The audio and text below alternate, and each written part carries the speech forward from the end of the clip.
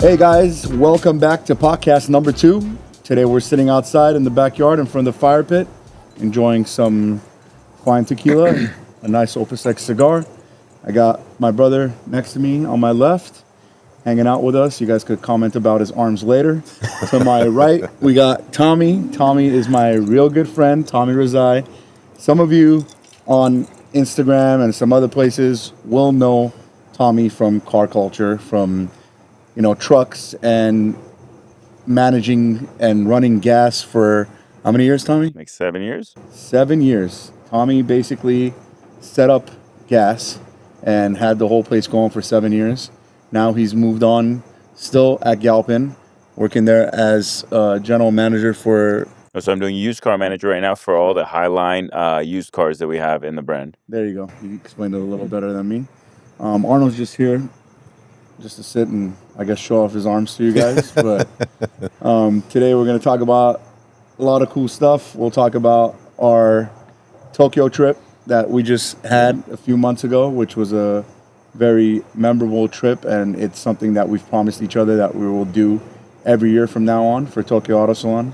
We have a guy sitting behind the camera that also joined us on this trip, so maybe at a point of this podcast, we'll make him stop hiding behind the camera and come in front of the camera and talk a little bit with us. We might also have a little special guest stopping by. You heard we're having some cigars and shooting a podcast. So we went to Japan. What was the date? Well, like January 14th. 7th to 14th, I think, or what was it? 8th to 14th? It was like a week. Well, it was supposed to be January 7th to 14th. Well, you can't read it. You can't read a fucking itinerary. Until Arno had destroyed our entire trip. I told Dave and Tommy that we would be arriving on the 7th, and we had booked our flights for the 7th and coming back the 14th. I guess you just don't know how to read your text, but it's all good. But and then Tommy and Dave booked their flight, and so did Ruben. Thank God Ruben changed it last second because he was being lazy. But these guys ended up going there a day before us, which I was pretty upset about. But on the same flight, nonetheless. Yeah, on the same exact flight, one day later, which was a very interesting flight, actually, huh? It was unique.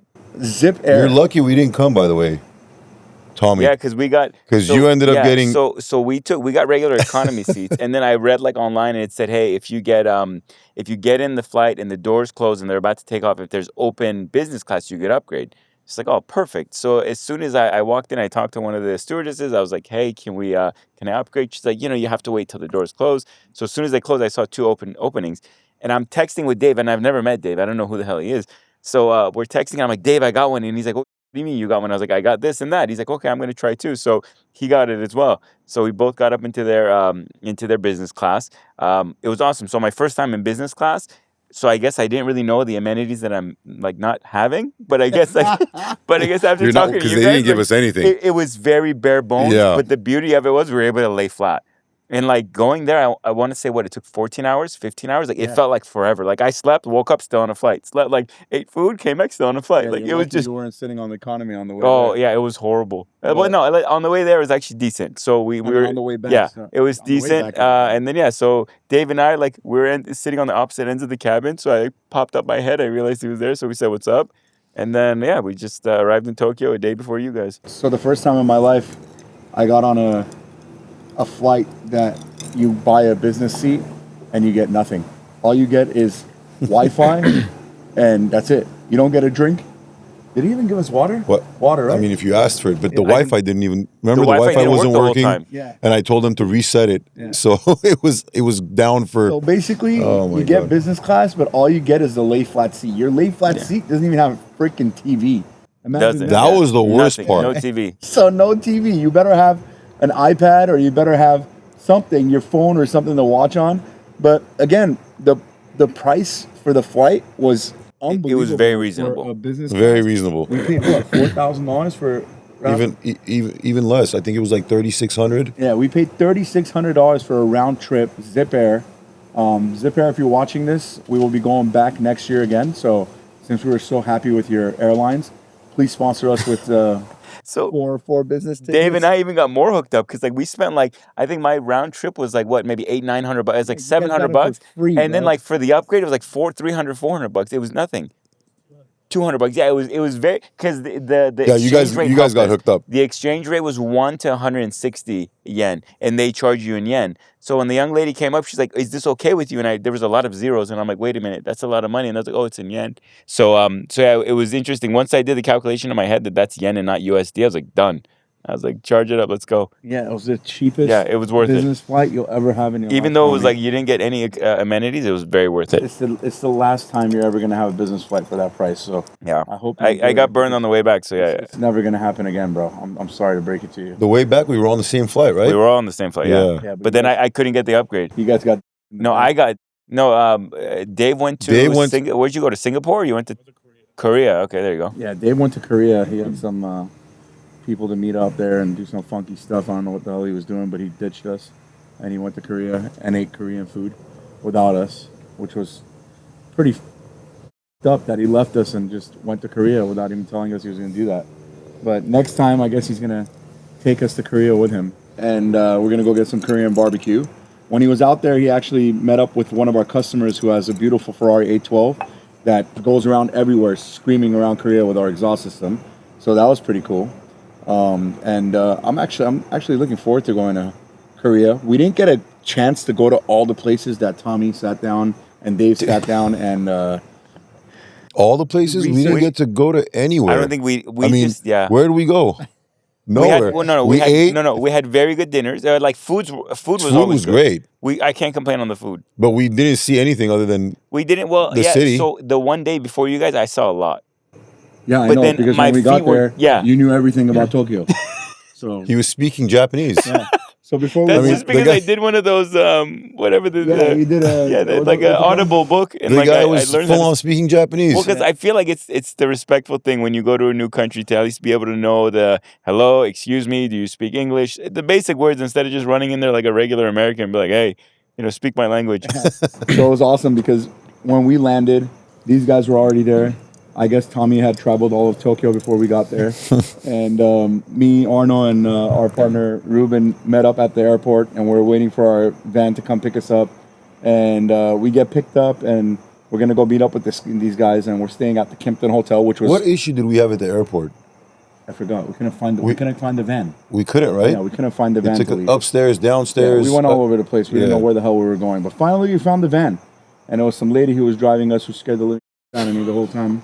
And it was like an hour-long drive from we landed Yeah, it was in a Narita. long drive. a long drive. So we got to Kimpton, which the Kimpton was really nice. A very nice hotel. Very nice hotel. The breakfast was awesome. We had them cut all the bacon for us, slice it Dude, that was way the best we part, and they wanted. hated you for that. Every single day, you had to like explain Every to them morning, how I dude. want my bacon. So they basically, the first day we were there, I'll go back to getting there, but the first day we were there at breakfast, they brought bacon and it was thick as hell, but it was so good. The bacon was so good. So Everything they had was so good. So I told them, I'm like, listen, we don't do bacon like this. Can you guys please, like, bring It was us like an eighth of an inch, the bacon. It was another like that batch, thick. But just cut it really thin. and make it nice and crispy. And honestly, man, I think we had like 5 plates of bacon every time we were there. So Every morning. every morning. Yeah, by far the best At least breakfast, 5 yeah. plates. At five- least. I mean, Ruben had 10 plates by Yeah. himself. But so whatever, we get to the hotel, we're checking in. Tommy comes downstairs, he's all ready. He's like telling us this and that. We're gonna get a car. We're gonna go here. We're gonna go there. And like everybody who's walking up to them, he's like, "Oh, and he's like, "Guys, we gotta go to this place and this place and this place." And Ruben's like, "Have you been here for 1 day or for 1 year?" And we're just dying from laughing.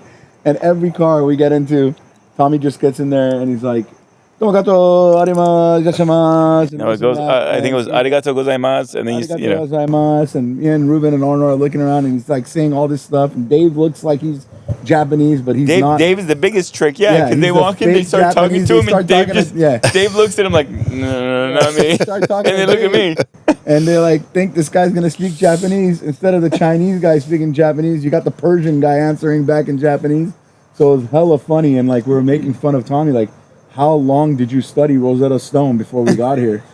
He was so good. He knew exactly where we had to go and all this stuff. So we kept getting into the cars, and Tommy would say all his stuff, and then Ruben would get into the car and he would turn around to every driver and he would say, What was that? Chisamasa, Chisamasa. And we're like, what? Oh my god! It wasn't, Tommy, dude. was so upset because he learned Japanese for almost 2 Because months. he was clowning it. He wasn't taking it seriously. So he's like sitting in every car, and Ruben keeps saying this thing, and Tommy's looking at him like, "What is this word you're saying? Like, where the fuck did you learn this like, word Ruben, what from?" is it? So we're just laughing, and then we look at Ruben. We're like, "Dude, what the fuck are you saying?" And he goes, "It's a Mazda." It's a So Mazda, yeah. we're literally dying from laughing in the car. I think we laughed. Oh my like God, yeah. crazy. But we went to those streets. You guys could talk about the streets and all the bars. The bars we And went to. How I mean, cool was that experience? how I forgot awesome the were those name of it. bars, So dude? in Shinjuku, there was an area where it's like I can't remember the street, but like there's multiple streets, super small tavern and little bars that izakayas, I guess they're called, but downstairs and then upstairs. The stairway was what you wouldn't fit with you. You had to go sideways. With my Every skinny time. ass, even I have to go like Yeah. awkwardly We sideways. couldn't And fit at all. God Me, forbid there was an Dave, emergency. Ruben, Arno, no way fitting there. And you'd go upstairs and like there was like a round table like the size of this area, and there was 8-9 people sitting around it. There was a hostess that's 9 like, people was a big one. but it was tight. Yeah, Everyone's shoulder to shoulder. The And then regular ones were like 5 to 6 people max. yeah, it was very claustrophobic. None of us were claustrophobic, but it was very tight. Guys, it was tiny. The hostess is selling you tiger blood and like all kinds of random concoctions they think the Oh my Westerners God. would like. And there's karaoke going on at the same time. There's karaoke, anything you want. The bathroom is like you can pee, wash your hands, and have your ass in the living room at the same time while everything's going They on. were It was all built in one with the toilet. Everything. It right? was ready to go. The toilet and the sink was all Everything. built in Yeah, one. remember? It was crazy. Remember that one? It was absolutely nuts. So we were staying in Shinjuku. So we went to these bars, right, in Shinjuku. And what happened at the bars? So, dude, these bars were, I think they were called like izakayas. I forgot the actual name, but a little bit outside I'm of the shocked that you forgot that. Shinjuku. Well, it's been a bit. It's a little bit outside the main Shinjuku station. There was these bars, izakayas. They were so narrow. It's like a bunch of small little alleyways.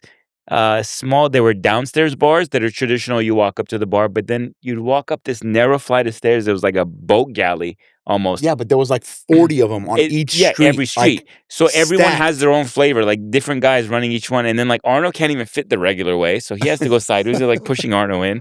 And like I'm barely getting in. And like everything's narrow. Nothing's up to code. So like if you're thinking US code, like safety, nothing. We walk There up. is no and then you safety get over up there. there. If something happens, there- you're the size screwed. of this like cutout. And there's like 9 people around it. There's a hostess crammed into a corner of the room selling you like dragon blood or whatever the new like flavor of the day is. And then They had this she's weird coffee thing. ushering We have a you in. video actually. You and I measured the steps, The steps, right? my shoe, 2 of our feet two of didn't- my shoes two- was the two- width of the yeah, step. Yeah. it didn't So fit. God forbid there was an emergency that you all had to evacuate. You'd Oh, have to just forget fall it. down the stairs You to can't live. even fall down the stairs. You Like get you stuck. pummel, and then you'd be Yeah, yeah. And then the bathroom was like an all-in-one. Like you Yeah. could pee, wash your hands, and like blow dry your hair at the same time. Yeah, it was. The toilet was it was- everything. It was a toilet, a sink. I mean, But it dried then- your hands. But then it, that it was did the cool everything. part because And your you'd be ass was sitting. halfway out the door. Oh my! Yeah, Yeah, you halfway down, were. yeah. You couldn't close the door. But that was the cool part. We met a bunch of cool people in those things where like randomly would pop our heads in and just grab a drink or a Yeah, shot. we were just sitting with some random people from all over the world. We met all kinds of. Oh, and it was everyone great. would pop there. in, they're like, "Oh, Alex from Gintani." No, it was a lot of fun. The that only was- thing I couldn't stand about those places, though, only one thing was the ones where people were smoking. Oh, those Yeah. were It was bad. bad. Because we're not used to it now. Like back in when we were kids, remember going to Vegas? Like it would just be smoke Oh everywhere. yeah, remember when we were kids? The when we bars used were to like fly to 5 My by dad would 10s crack the max. window that much in the car, like, "You're fine." Oh I'm like, my god! Bro, we smoking in used the car to and sit going- on a flight on KLM to Turkey every year. everyone's smoking. And smoking. everybody's smoking on the Oh my flight. God. It's like the worst thing you could Yeah. possibly imagine. And now, like, you get It's into like a the little biggest room taboo, and like yeah. you can't even breathe in there. Yeah. But that was crazy. Those rooms, those little places were smaller than this area. No, way small. I'm What are you telling you, the talking table. about? Half No, the the table was the size. size of this, and then the walls were right here. Yeah, Like you had nowhere to move. It was cool as hell, though, man. It was It awesome. was like It was the very unique. experience was amazing. I mean, and then our first dinner. Hold on. Leo just the whole shot. go, just go. What, are you, what was that? He just cut in front of the camera. We had our back. Our behind the scenes guy just I'm came like, in the what scene. is this guy doing? What did he do? He just just stood up and decided to just walk in front of the camera when he was hitting It's on the like, hit it on nobody's the gonna corner. see me. Hold on. He's like, I am a ghost. You got to I jump over the disappear. platter next time. Oh my Dude, god! Let's Our let's first talk about night. let's talk about our dinner. So The first Dave and night, the I, first night. Dave took the reins, and then him and I were there the first day. So we're like, we're gonna set up a really nice first night dinner. So in the same Shinjuku area, like a nicer area of Shinjuku, we set up a dinner. It was like on the rooftop of one of the buildings, it's like 7-8 story tall. And so we got all the guys together. We go up. We get it. Craziest cabs, by the way. Also, we get a cab. Go up there. Go upstairs, and then they're leading us through these it's like a narrow hallway, and then each, I guess, little eating area has its own like traditional door. So they slide open the door, and it's a bunch of seating, like sit on the floor sitting areas. It was around just the like table. this with a table. Yeah, just like this Just with like a table. But We've never we get sat like around that. it, We've and never then sat like this in our the lives, though. lady, the hostess tells us, you need to take off your shoes. So it's like I haven't taken off my shoes since like elementary school. Like you're like even younger than that. So it's like we take off our shoes and sit like whatever it's called, like Indian style, like crisscross, apple cross, whatever it is. Arno can't bend his knee in that way. My knees. So we're sitting like we're like 6 years old, like this on a thing with our shoes in the corner in a cubby, and then in a tiny cubby tiny with cubby. 5 guys, And we're loud as and like these Yeah. walls are paper thin, and I feel bad because like we don't realize as Americans how loud and obnoxious we are until we go to a country like Japan, and they're very quiet, very so respectful, and we're just like Neanderthals. We're like a bunch of laughing. hyenas. We're laughing. We're making loud jokes, and we're just being. Again, in American standards, we're being normal, but in Japanese standards, I think we're being like excessive and we're not being respectful. So yeah, it took us a few days to understand that culture shock, but that first day, we're just making jokes and the food was good though. We had a bunch of different courses. We had like amazing. what The food was 10, good. 15 different courses. I would say the first restaurant we went to was probably the worst one we had as far as food goes. I agree. Yeah, It wasn't the best, but it was still. But I still consider it was great. good food, but it wasn't the best. it was great, but No, it was it was our first one. Yeah. We Yeah. didn't know what we were really doing. But the experience was the best. The But experience was amazing. one thing I'll tell you is every meal we had, I think we surprised them by how much liquor we drank. Oh, that's Even for the first one, sure. she kept on telling us It's she not want only more. did we But we surprise had- them how much liquor we drank, it's how much food we ate. Well, the too, food but- I can't take that credit because food Yeah, you guys ate killed like me. a killed the bird, food, but the but- rest of us, But liquor, I think we had a decent amount of liquor everywhere we went. We had the worst sake we've ever had over there, though. What Yeah, was that thing? Remember no, that? because we tried soju too, and I'm not a fan of so. We tried. She brought some random bottle, and we're like, take that back. We drank it was- anyway, but like, yeah, It was like drinking gas. yeah, I know. It really was. I remember it was bad, but yeah, again, it was our first night there. Language barrier. Great night. Yeah.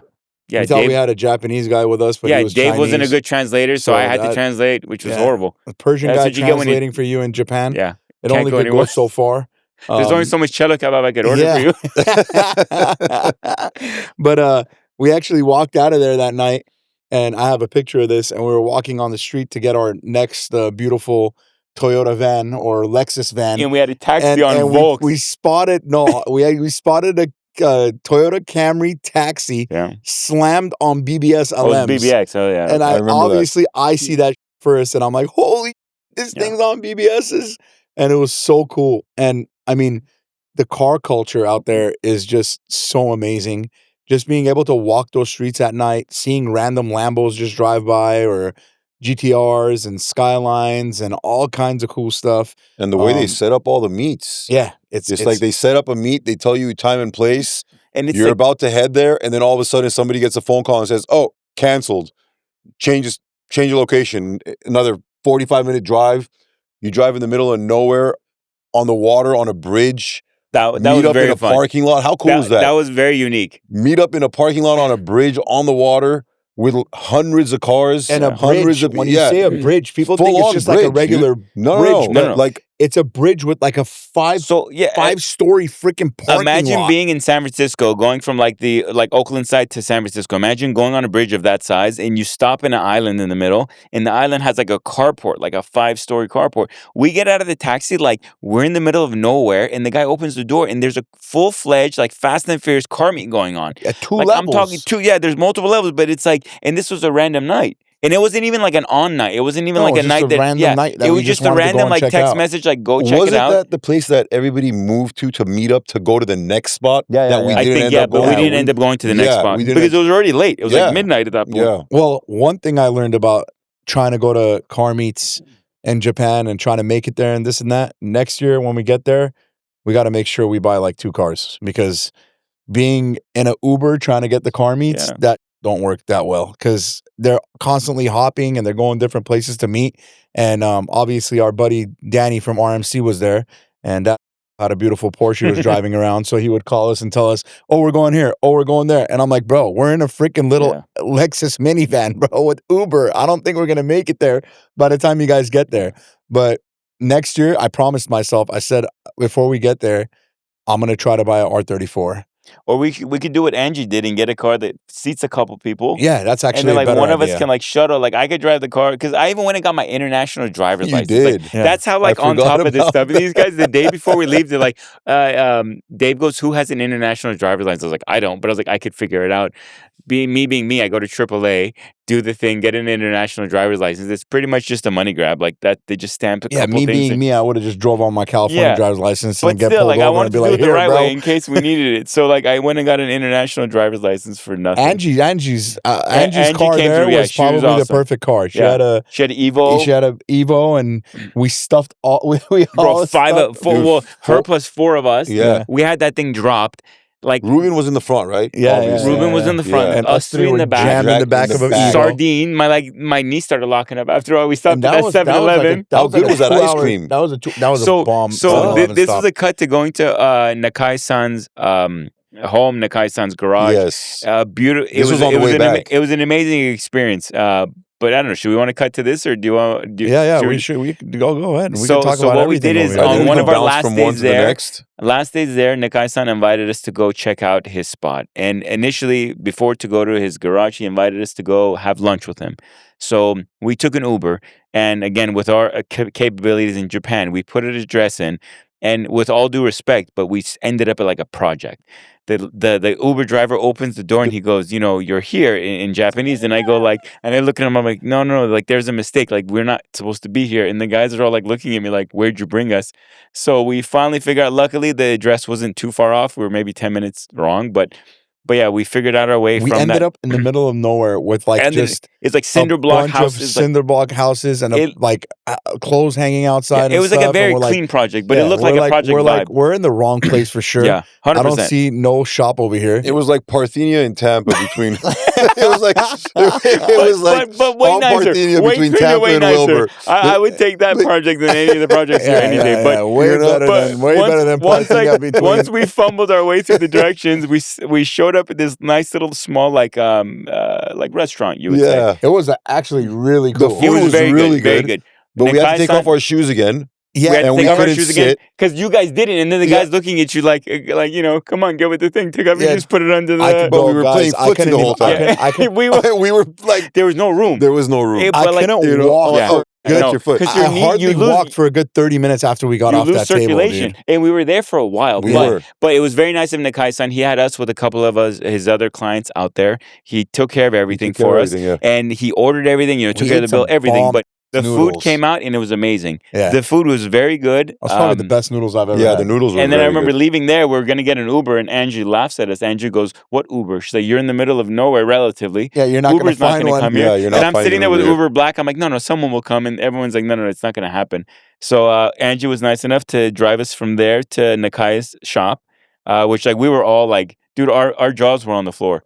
That was for me. That was a very. That was a crazy. I told these Yeah. guys, I'm like, I don't care what you guys do. I'm not leaving here without going to that shop. So, thanks to them, Yeah. they made it happen. They came with me, and we went and met a bunch of people there, Bunch of really cool people. other guys Yeah. that own RWBs from all over the world. Well, just walking into that place, like getting into a street where you see like all these apartments and houses around you, and then all of a sudden there's just this random Yeah, small shop with a bunch of Porsches outside, all in the done middle up of nowhere. in the middle of nowhere.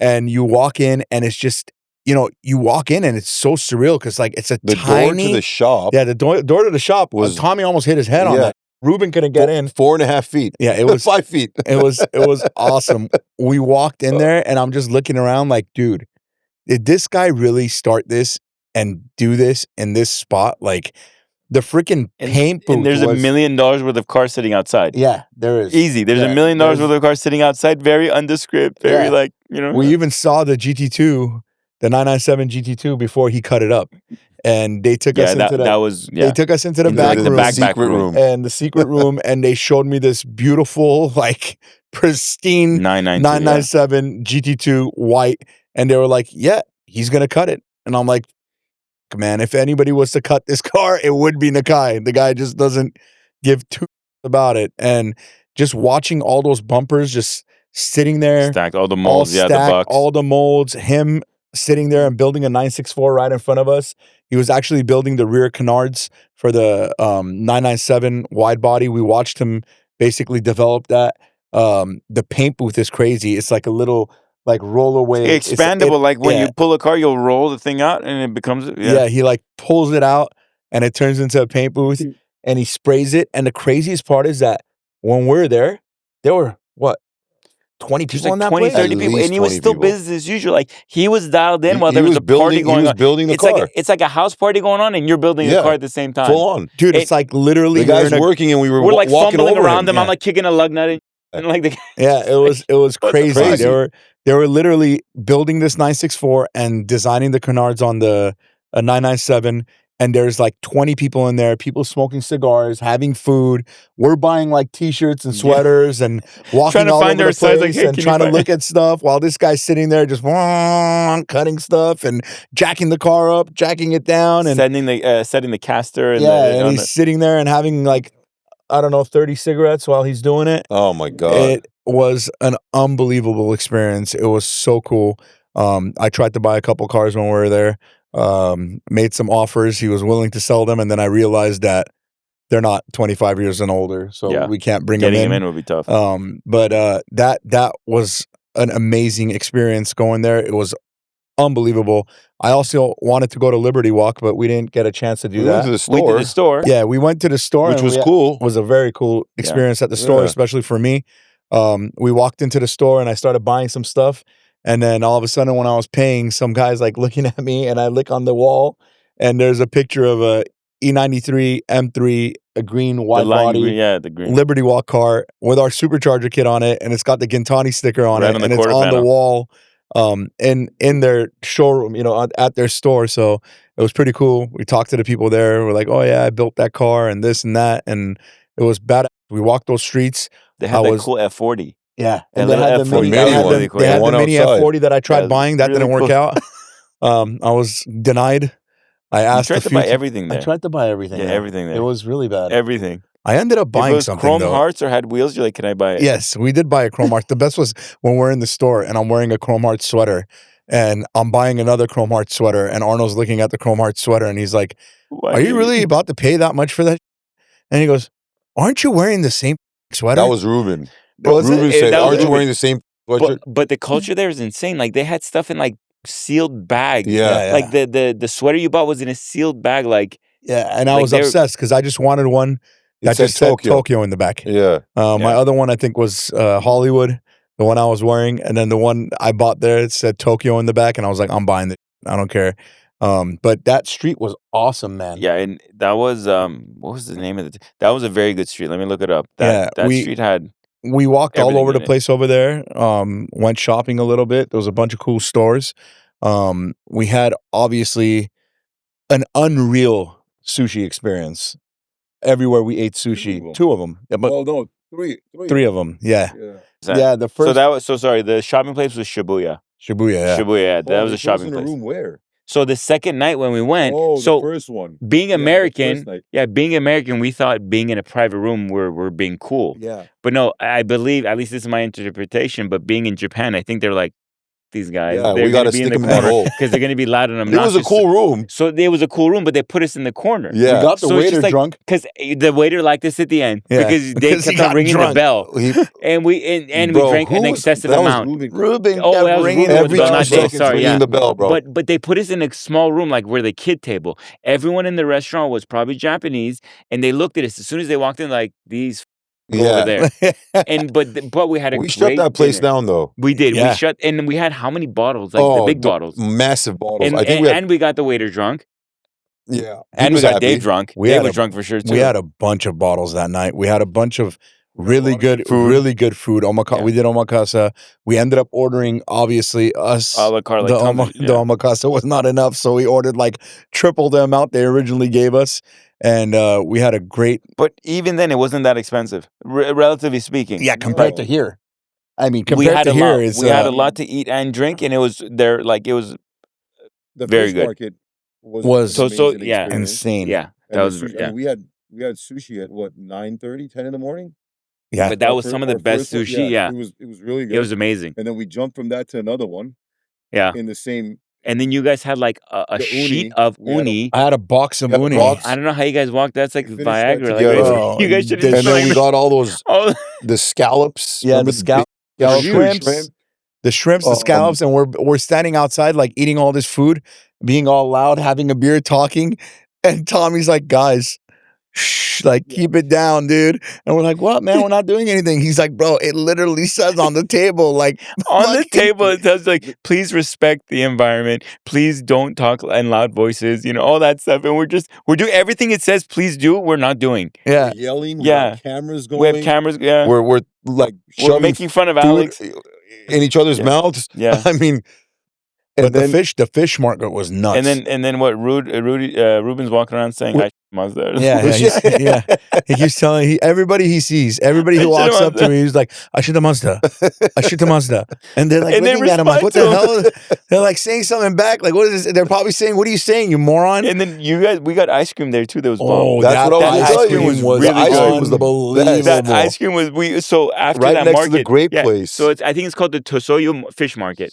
So and I sent you guys a link recently. A fish sold for like $1.3 million, like 200 million yen. That was yesterday, no? It was a couple days ago, yeah. But that's like the fish was probably the size of this Yeah. table. But when we got there, The fish was the size of the fish, Yeah. the fake fish Yeah. they had sitting how over did there that when we record recorded breaker. that. So If anybody when we watched got- our YouTube video of And they us saw on it our there. trip, you guys saw that fish. I was like messing around with it, but they So just- like at 8, 9 in the morning when we got there, it was already done.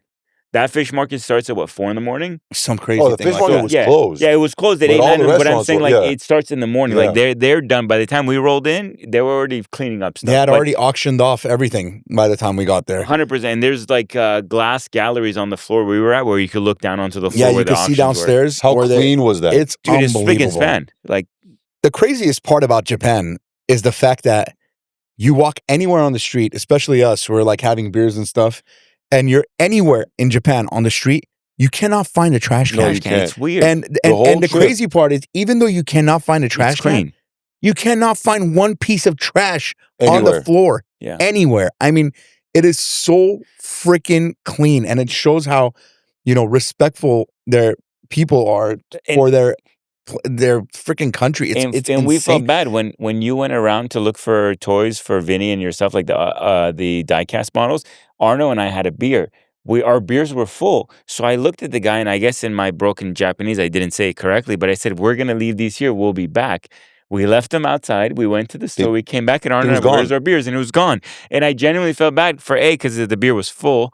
B, because like I felt bad because someone else Yours came was and cleaned full. it up. Yeah, Mine was done. Maybe yours was empty, Yeah. but like I felt bad because they thought we were leaving trash, but that wasn't the point. But there's no trash cans Yeah. unless you go to like a Lawson's or like a mini mart or something. There's a trash can.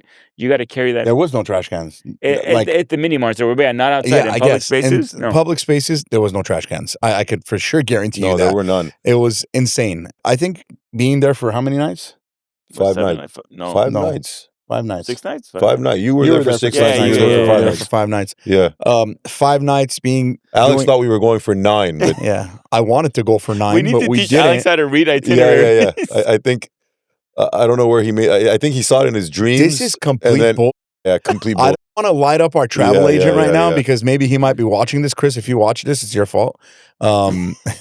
But You have to know that there's when- a time shift, No, right? bro, Like there's Alex no is like, time shift. The first time they sent me the itinerary, it said 7th to the 14th, and Dave could vouch for that because I showed it to him, and then no, miraculously, you showed it to me too, and yeah, then miraculously, Arno decided that it would be better if we went on the 8th, and he changed it without letting me know, and then everything got. I didn't blamed let on him. me. I only sent him the itinerary. I sent him a text. I sent him an email with all of it on there. He calls me the night before we're leaving.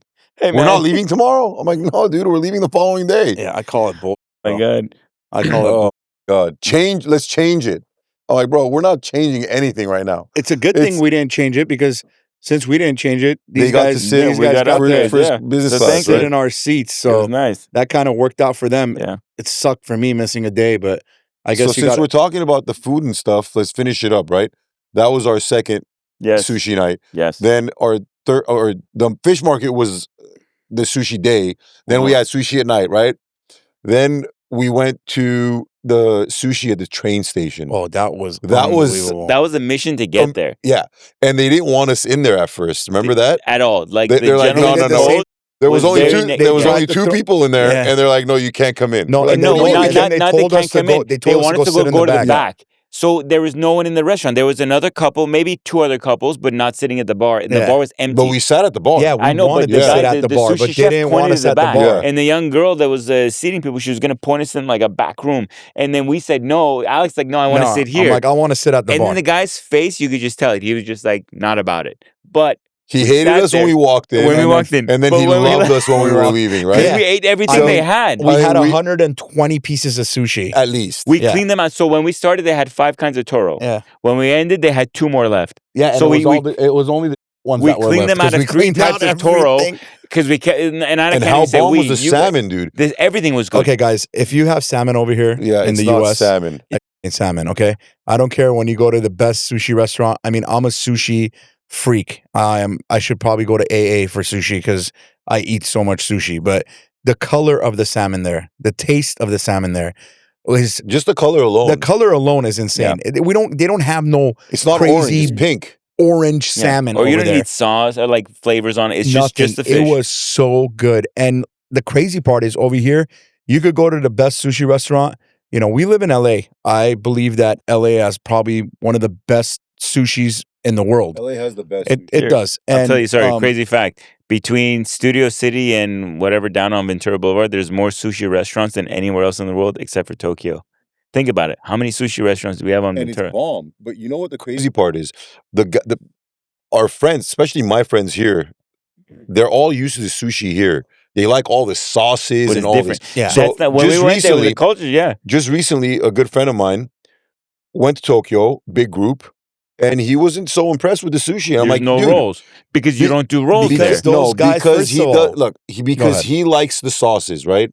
He's like, yeah, the fish was good, but it wasn't the same, but the right? sauces go he on with the prefers the rolls. sushi here in LA.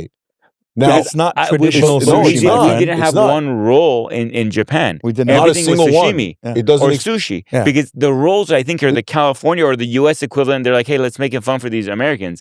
But like in Japan, it was There are sashimi no or cut sushi. rolls. Yeah, that's it. No. Hand roll. We didn't even have one hand roll. a single I hand didn't even roll. have a hand roll. Yeah. Not So one. we just- I'm more of a sashimi guy anyway. When the and- food's good, obviously. When the fish is that quality. Obviously, if you no. go to freaking some all-you-can-eat Last night place, we went where we Dude, the just last night rocked was just that fun. place. Oh, So that place was was it awesome. Ginza, I think. Was it Upstairs. Ginza? Yeah. So last night was just fun. We made friends with everyone. Yeah. That old couple. Yeah. So last night I think we just felt more comfortable with like being in That the was city. that was like more U.S. style. Yeah, that was more US yeah, style. that but was 'cause I kind of f- saucy.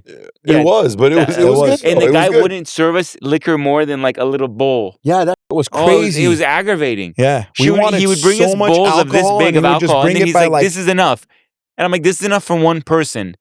And So then he what did I do? I ordered one for each of us, one for each of us, and then at the end of the night, we and then finished I ordered like 4 like of the big one for bottles. each of us yeah. 7 times. Yeah, he But- was astonished. I think at the end. Yeah. I think if you I guys, ended up picking up the waitress over there before we left. Remember that? yeah, Right before we left, she was Yeah. tiny. Yeah. I think if you guys are watching this and you guys could tell we have a problem drinking, we're just not normal when it comes down to drinking, especially when we go to a different country. Drinking and eating. I mean, if you guys saw the sushi chef's faces when we Oh kept my God. ordering at the train station, the guy was looking at us like, are you Definitely guys was- sure like you're not gonna like die from like a stroke or You something really- you eating were this there, much Dave. food Remember right that? now? But he started laughing at the end because he liked us. In the beginning, he was not about it. Yeah, they loved was us. not, yeah. We probably ate more sushi Yeah. in that one sitting than they sold the I entire think we day. made their shift because I mean, that it was restaurant was bomb. not. Yeah. It was even though it was so, I think Dave and I were trying to go to a specific one in the train station, but by the time we got in there, it's so not disorganized, but disorienting that like you don't know which alleyway you're going into. So we went into the main Tokyo train station, I believe. We went into there, went underground, and then like we just started. I guess they were following me, and The place honestly, I before was. that was the one that had like a 2.5 hour wait. So right? we went to like a mall that Dave took us Oh into, my a beautiful God. mall. We went to like the 4th, 5th story. It was in the shape of like an octagon or a triangle. It was like a really cool looking mall. But then like it was like a 5-hour wait for like conveyor belt sushi. And I was like, Dave, you're crazy. We're not gonna wait. He this is crazy. Yeah, we're like, we would find the restaurant right in like 10 feet away from us. I swear to God, this is true. 10 feet away. It looked bomb. Everything looked great. People were having a and great Dave's like, time. no, we're gonna go We're across gonna go eat town. over here. He goes, no, we're not gonna eat there. I have this place. Watch, this is the place we're gonna go. Like, bro, it's like 45 minutes away from here. Remember that? And, And like, then it was just a conveyor place. Oh yeah. And I looked at him. I'm not eating no off of a Bring us conveyor, here. bro. The conveyor belt place was way more up up class than where we ended. Because the conveyor belt place was in a very nice mall. It was like super high end. We ended up going to a train station, down into the bowels I of the don't train give a station, That walking for like sushi 20 minutes. at that train station It was- was But unbelievable. I think it was just the quality of the food in Japan. I Everything was didn't. great. Nothing wrecked my stomach. what I was We ate for how many? 5-6 days. Nothing wrecked my stomach. yeah, what I was saying is All we like did was eat. over But here you could we were go good. you could go to the best sushi restaurants. And you go to Asanebo, you go to Brothers, you go to Chiba, you go to Shu, you go here, you go there. And these are like the top restaurants in LA, right? And you'll walk in there and you'll be like, okay, do you guys have any Chutoro or Otoro? And they'll be like, oh no, we're sold out. Over there, no matter where you walked into, They had it. there was no such thing as being sold out on Toro. And even at the fish market, that bowl we got, Oh my God, that was bowl we got at Yeah. the fish market was probably the best Toro, the best uni, the best ikura I've ever had in my life. Waiter looked very like lost when we sat down at 9:30 and I In the ordered morning. 3 bottles of sake. Okay, and the guy, do you remember that? He said something to me and he pointed his 3 fingers. I said, yeah, 3 for now, just for now, just 3. So Oh, we man. ordered the 3. But we were in vacation Within mode. what 7 minutes, we got another Yeah. 3. Yeah. Oh, that was that guy was. and I felt like a play He just school kept kid going to 'cause the we were sitting back on and talking to plastic the rest of the furniture. waiters. Yeah, but like we were sitting on plastic furniture. I was staring into a wall with Ruben. They were wooden. It was wooden and plastic. It was like a kid play set.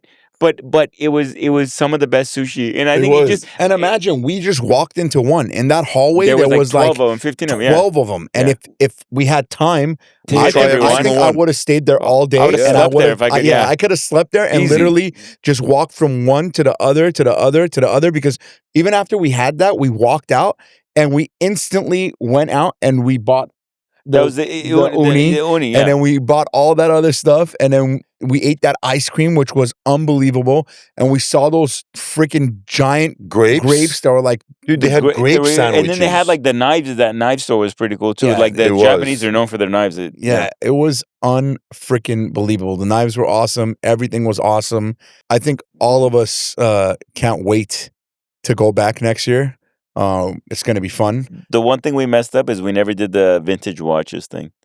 Oh, Dave tried, but we failed. But we tried. Yeah, we did, tried. yeah. Oh, what about that bar with that guy with the? Oh, we Forgot about totally that. forgot about that.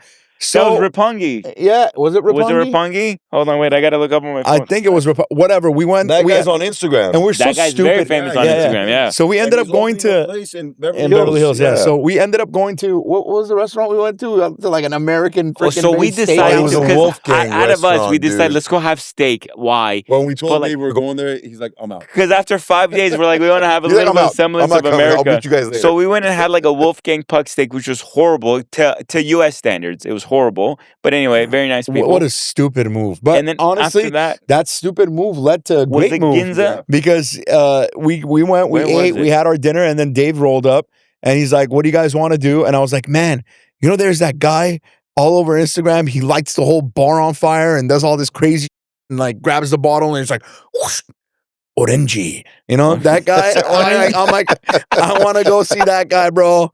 I have to see that guy, bro. That guy was the best guy in the world. but Tequila. So Bro, that guy. it goes to show you how Instagram is not what real life is. Because in Instagram, you think this guy has like in LA standards, you're gonna roll up valet, big establishment. nothing this like guy's that. set up. We're walking down a random alleyway, not random street that's like a residential high-rise street. And then like we're walking and we're trying to read the sign. But it was crazy. Dave's like, what? Hold on, what's the place? And I show it to him, and he's like, bro, we're like a 15-minute walk from it. And I'm like, get the out of here. There's no Yeah, we were way. very close. Was that the It place was where down we the had to street and take we the made a- elevator twice because we didn't fit? 'cause Yes. we didn't hit Or the weight was it? limit. And then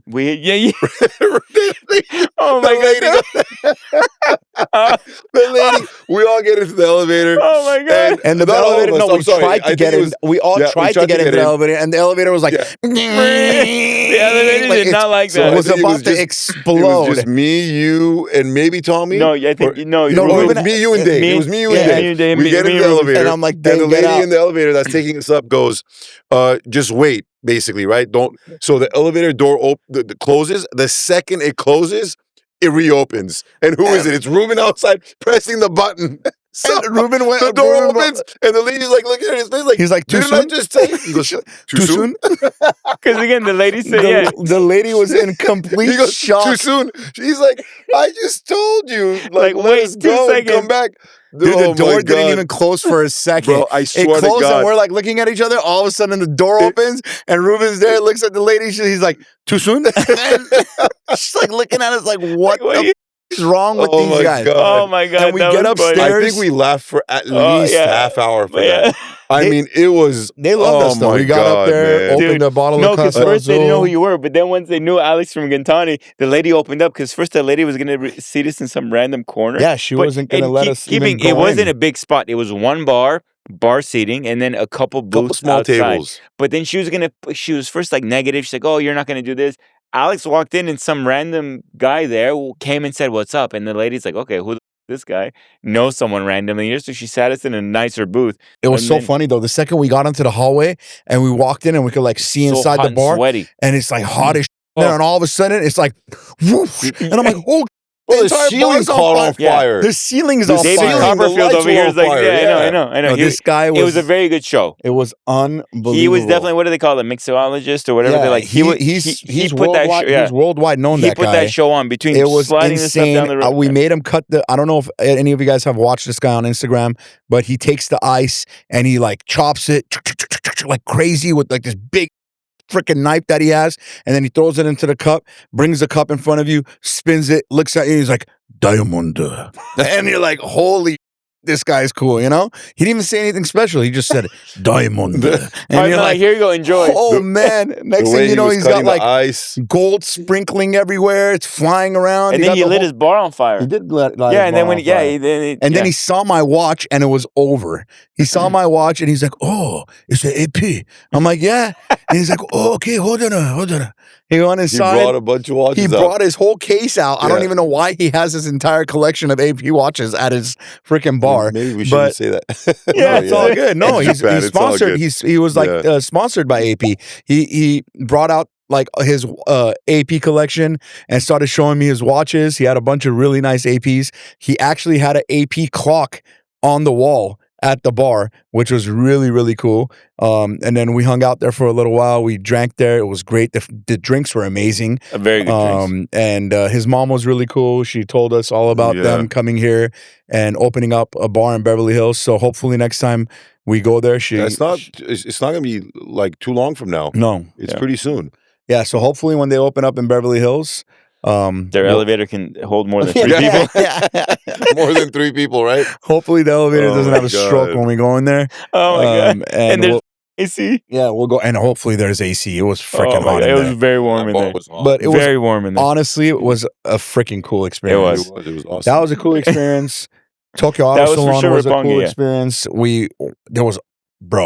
Tokyo Auto Salon, at a point I felt like we were just a bunch of ants walking around. Like there was so There was a many lot people. to It's see. not only Tokyo Auto Salon. That one street we went on to go shopping, where we went to the Rolex store. Yeah, that was Shibuya. Bro, Yeah. oh my Oh, God! Do that you place was remember cool, that? though. Yeah. That was It was crazy. packed. We High-end were stores, literally, yeah. we would literally walk out to the sidewalk, and you would just look straight, But and you saw so many Yeah. people. no, remember Just- Shibuya Crossing was a The lot of people crossing too. Shibuya was Crossing was insane. insane. The amount of And then people. we saw that group singing, Oh, that was which horrible. was, which was, I couldn't believe Yeah. that one, dude.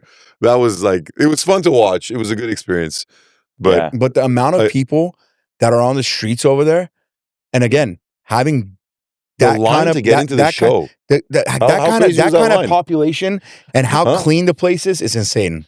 and they're so organized. Like Everything's Look to how get long. into the Look show, how long that line to get was. into the right? show, I think it took us 20, 30 minutes to get into the show, but everyone was orderly in a single file. We just kept walking Yeah. slowly. No That's it. one said, because like we Yeah. had a great time. We went and shopped first. We had lunch, and then we went into the show. But not knocking the show. I think the show was very cool. Being able to see the Japanese stuff, and I love it. But I think our SEMA is a much better show as far as like depth and like what you're gonna see in the variety of stuff. Yeah, I agree probably. with you. As far as yes, But there's a lot of different stuff at the It was an experience. Tokyo Like the Auto cars Salon. we saw there, amazing. Like Yeah. we saw cars that I've never seen in my life. So I think the best part of that show for us is actually for anybody is if you're interested in buying a car that you couldn't import here for years, it's a chance of going out there, especially with the way economy's going over there. There's a lot of stuff that's up for grabs, and you could actually now bring in a lot of cool cars. You know, it's coming to a point where you could bring in almost every R34 Skyline. Maybe there's we're getting old. one or two. Yeah, we are getting old. There's one or two that you can't bring in, but soon you're going to be able to bring in a lot of cars from there. And some of the cars, the way they're built there is just unbelievable. We're lucky enough to buy a 993 Turbo, which ended up being a custom PTS blue with PTS blue interior. And then we popped the hood and realized that the car was not only a 993 Turbo, it was an X50 package, and it had all the factory Porsche GT2 Evo parts. Everything was all carbon. You could literally see the weave of the carbon it was done up very through nicely. the paint, and we got really lucky bringing that car. Hopefully it'll be here in the next month and a half or so, and we'll obviously have it on our channel. We'll have it on our podcast. It'll maybe sit in back of us when we're shooting another podcast here.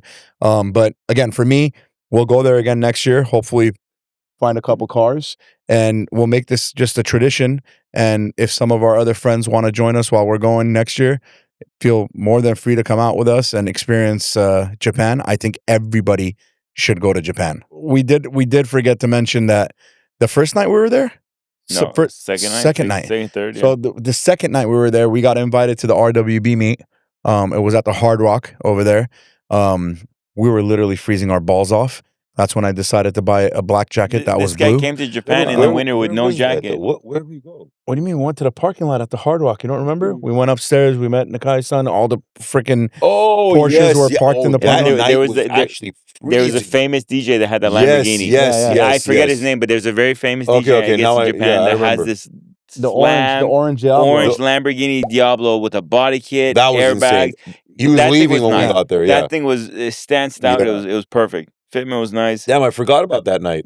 We saw probably 2 dozen RWBs, a bunch of other random cars, but they were done up very nicely. They were so cool. That was probably one of my favorite parking lot walks because you saw cars that in our childhood you like dreamed over, and these things are just chilling in the parking lot. Like, That was very cool. But yeah. it was really very cold. Very cold. Yeah. We also wanted to import one of the vans, but we can't. Any one of the Uber Blacks. It was called the Hellfire. One was the Hellfire. One was sucks that we don't have those here. Those things were amazing.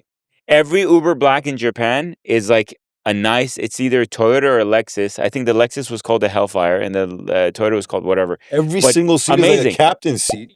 Alphard.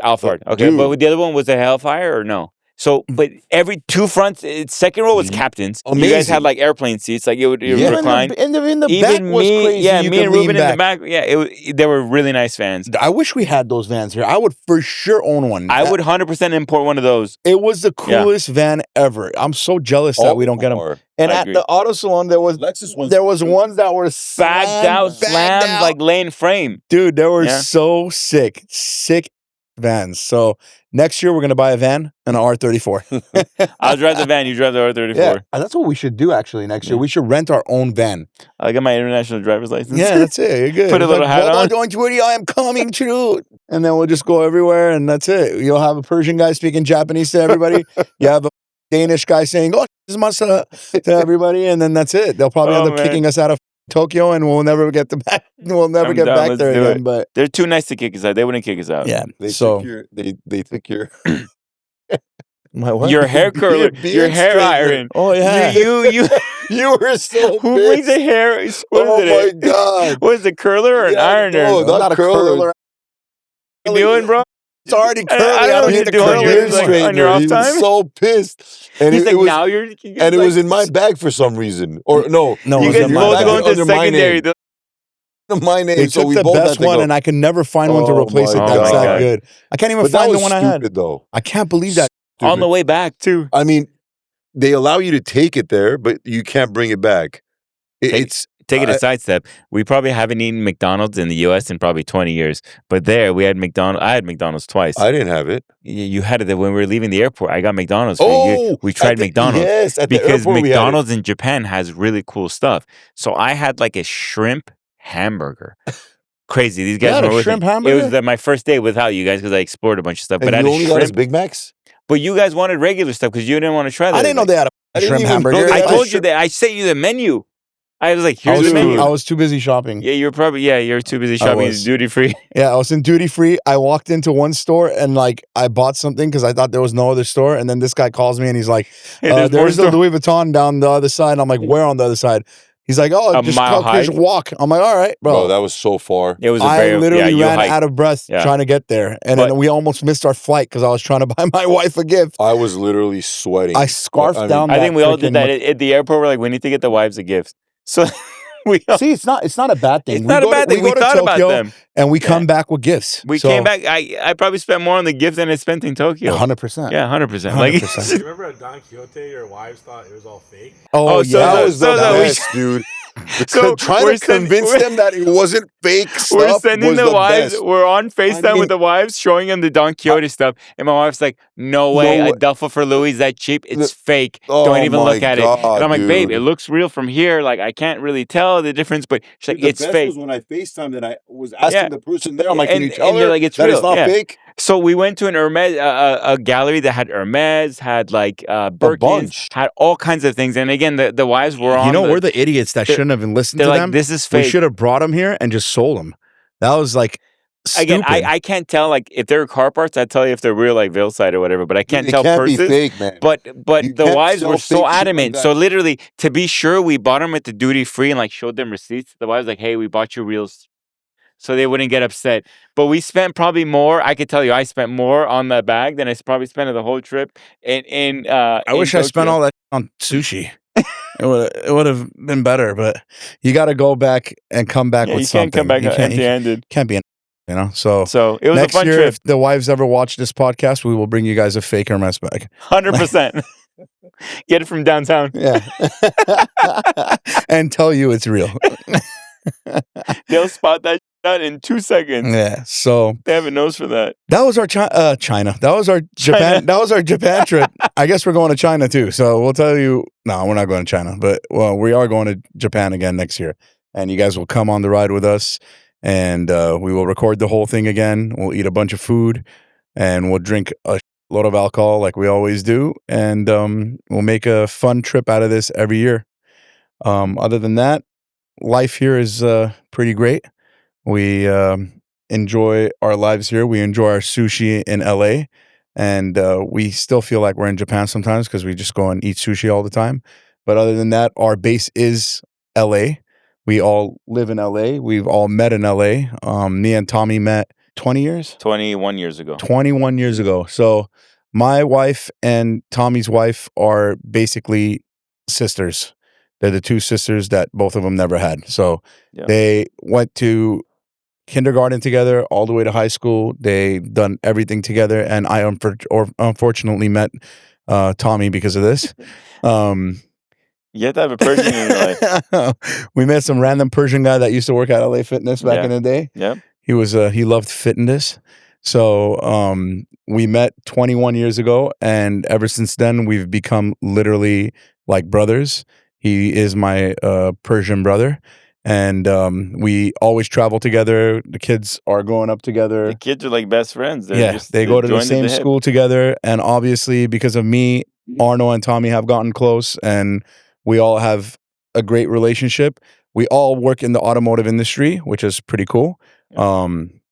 Again, Tommy's been with Galpin for Since 2012 now. 2012 with Galpin, and he's got a nice position over there. He's been working with Bo, the owner, for a very long time. Yep. And he buys a lot of high-end used cars, right? So now Talking it's about Bo's dad yeah, Bo's dad So has Bert- been our has been Bert was.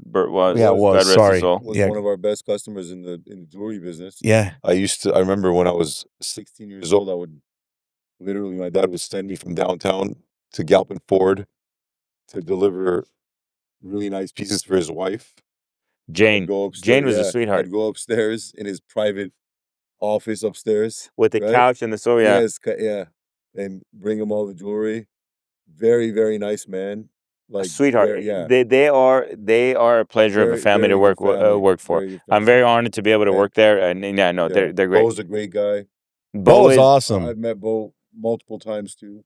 Yeah, Bo's But awesome. Yeah, he's a good man. Yeah. So my parents have been, my dad and my uncle have been making jewelry for them for years, and For a long time. when they actually opened their Aston Martin we had dealership, jewelry. It's called the Jewels at Aston. Yeah. but when they opened the Aston Martin store, the first car that Bo yeah. actually went uncle. and flew to the UK to spec, the first Aston Martin they got was a DB7 Vantage. Yep. Eggplant, purple. It's like a crazy purple. Bo's favorite color is purple. Yeah. Yeah. So obviously he spec'd it in his favorite color, and then it ended up being your uncle. Yeah, it was my dad who went in there with my uncle, and they ended up buying the first Aston Martin that Galpin had, and we still own it till today. And every time we see Bo, the first thing he says is, "Tell your Uncle Rafi I want the car back." So By all means, take it back. No, that car is seriously, it's like brand new. It is. It's That very guy, well kept. That guy hardly drives it. I think we've had it since what? How long ago was that, man? 2007, 2008. Something like that. And I think the car only has 20,000 miles on it. Yeah. 2007. No, man. Way before that. Was it What before are you that? talking about? What was No, it? something. I used to take Melissa out every year for her birthday with that car. So I met 2004. her in 99. That Okay. That wasn't Yeah. a 99. You're No, right, so- it wasn't a 99. But Maybe it was a 2000. maybe 2000, max You're right, 'cause 2002. Yeah, right, it's 2002, DB7. I Yeah, think. you're There's right. I'm no sorry. Okay, way. Yeah. Yeah. It's out there, dude. It's old. And I used to take her out every again, year. we're old. We're getting old. Yeah. We're that. It yours was the doesn't seem old best to us. sounding car back then. Yeah. It Cosworth- really Cosworth V12. Oh my Yeah. god! I mean, it that is sounded a amazing. legendary sounding car. And that car, he spec'd it with the sport exhaust system Yeah, from it the was- factory. That car still screams, man. I It still does. love the way the starter on that car. You hit it, There it's it like goes, yeah. Yeah. when Yeah. just bah, it's so Yeah, the it Astons rev up sounds in a certain so way. good and it screams, and it's still such a nice looking car. I mean, It's it a was great looking so car. ahead of its time, even back Astons, then. the beauty of an Aston, like even you look at a Vanquish right now, or like the Rapide. I love the Rapide. Unbelievable I think car. the Rapide for You a had one for a four-seater- little while. I did. The Rapides, I think they're great cars. You got that V12 motor. Again, the kids, it's tough to fit the kids in the back.